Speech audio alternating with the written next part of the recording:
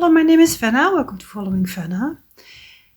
Today we're going to talk about grief, and I've talked so much on my channel already about grief and detaching from a low is a grief process. And I say over and over that we are allowed to grieve even if we were not in a committed relationship with them. We're still grieving them. Our body is still grieving them despite the status that you have or had.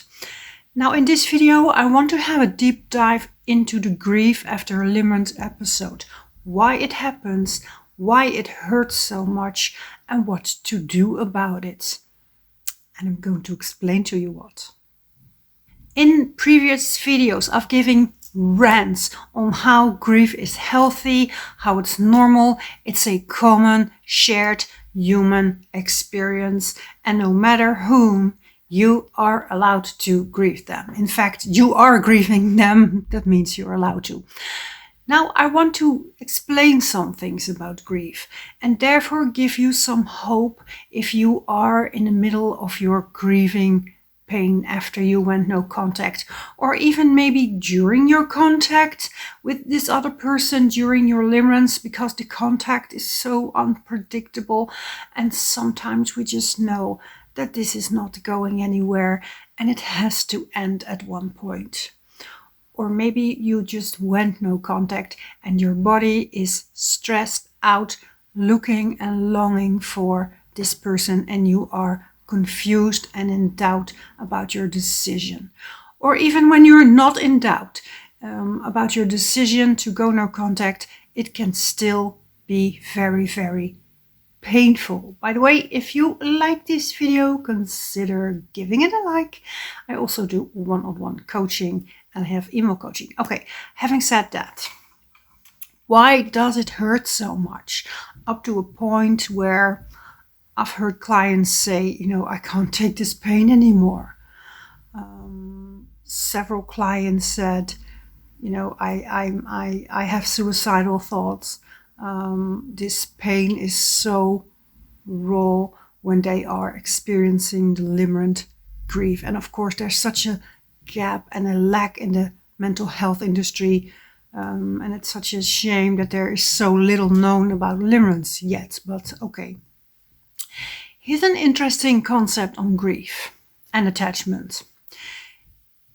The human brain is hardwired to form attachment, right? We know that. And because it's so important, the brain keeps track of our most important relationships around us among these three dimensions: space, time, and the depth of the connection. So when we are physically not together with this important person, and a lot of limerent episodes plays out online, but our brain keeps track and keeps the bond active by predicting when, where, and whether a reunion is going to happen. That's why limerence feels so unsafe, because it's an unpredictable bond, while our brain is working so hard in trying to make sense of this, in trying to predict where and when we will see them again and how far away they are exactly. And I mean physically, but I also mean emotionally, how deep this bond is. So we have these three dimensions. We call them the here, the now, and how close. And in fact, they have a very important role. They're very important for children. We learn during early childhood to soothe ourselves when we're separated from an important other by calling up an image of our loved one and counting on a reunion. We know, even though we are not with our parents at that moment, subconsciously we know that we will see them again and that we are still connected. The bond is not gone. They are not gone. And this keeps us calm to be able to not be around someone and still feel connected and not freak out. So this has a very important function. So this might also be the reason why we obsess and loop and we think and we have all these conversations in our head with our limerent object, who is probably not there sitting on the couch next to us. We soothe ourselves subconsciously with the presence of hello in our brain, trying to predict the closeness like nothing else. Our brain is predicting and trying to predict. So space, time, and depth. And when someone is gone, the brain is still trying to predict the space and the time and the depth. The brain didn't get the conscious note, or the subconscious note, I must say, that this person is gone and you're not going to see them for a while. And sometimes never. Sometimes we never see the other person again. Why else is grief so painful? Well, if detaching would not hurt and it would be a quick process instead of a long, painful, slow process, we would leave our loved ones, our parents, our children, our family, our tribe, our community, our social network much easier and faster, and we would not survive as humans. So it has a big function. It must hurt that much. We are attaching machines. Our whole system, brain, hormones, is made to attach and keep track of the safety and the safeness of the attachment.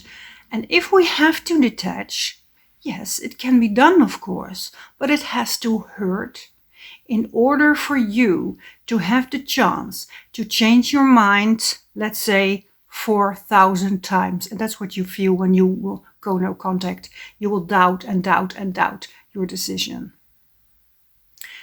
When we lose someone, like somebody breaks up with us, or whatever what reason, we even get this shot of extra energy hormones to go look for that person. And in the early days, when we would literally get lost in the woods sometimes, that's of course extremely handy to get this extra burst of energy to go look for someone. So we basically still have the same attachment and detaching mechanism as, I don't know, thousands of years before.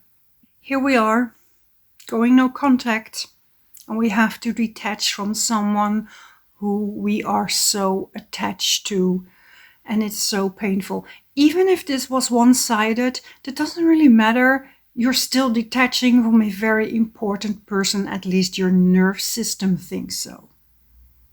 Our brain is trying to predict our bond, and all the lack of dopamine that is a result from not seeing your hello anymore makes us feel so empty and so low and so gray, and our life seems meaningless and boring for a while without this person.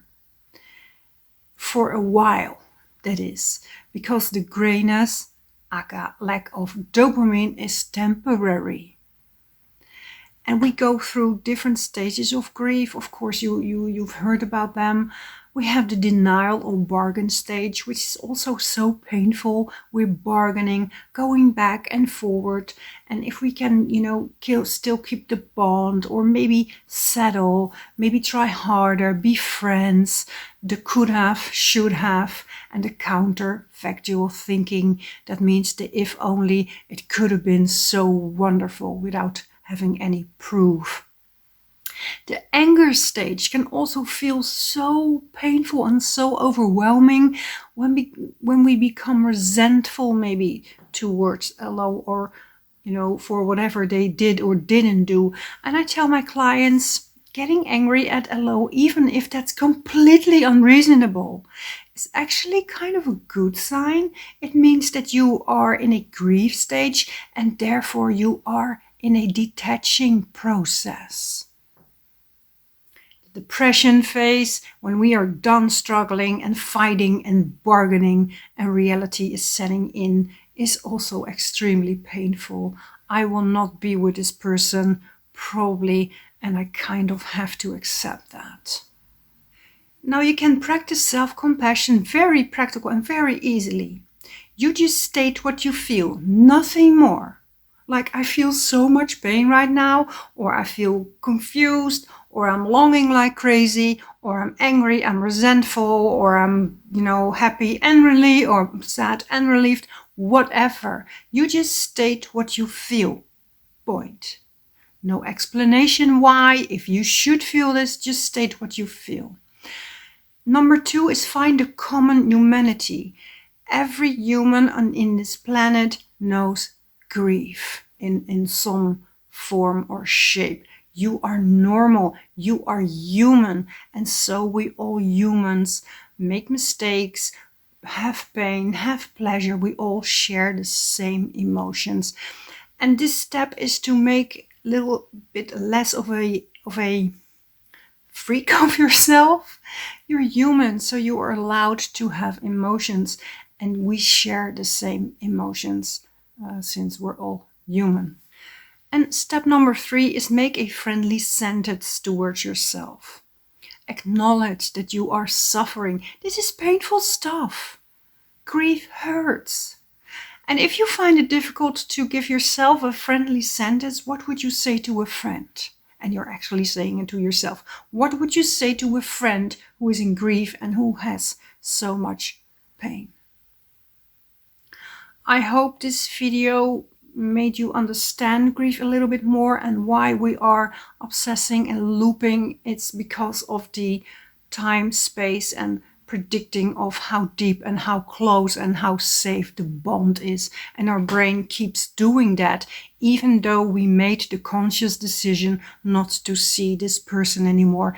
The brain is still looking and looking and looking, but it will stop looking because the brain always changes itself and we can detach from this person. And once we're detached, the Limerent episode is over and you will calm down again and feel like your old self again.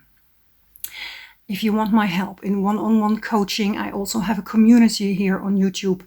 And for now, I want to thank you for watching this video and I hope to see you in another one. Bye.